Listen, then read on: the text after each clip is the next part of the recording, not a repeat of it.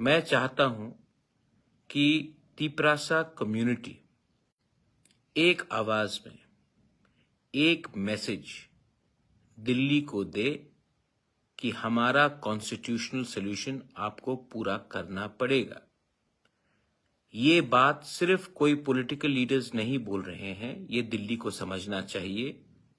ये बात पूरा तिप्रासा कम्युनिटी बोल रहा है कि लास्ट 76 इयर्स में हमें अपने ही जमीन में भूमिहीन किया गया है।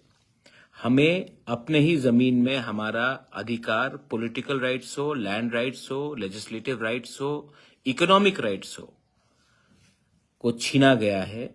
अब गवर्नमेंट ऑफ इंडिया को इसमें एक सोच समझकर एक कॉन्स्टिट्यूशनल सॉल्यूशन देना पड़ेगा।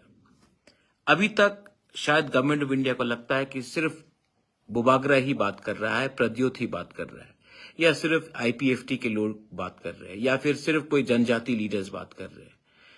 गवर्नमेंट ऑफ इंडिया को भी समझना होगा कि ये पूरा तिप्रासा कम्युनिटी, हर जाति से कम्युनिटी, ये आवाज गवर्नमेंट ऑफ इंडिया को एक मैसेज भेज रहा है कि हमारा सॉल्यूशन निकालिए।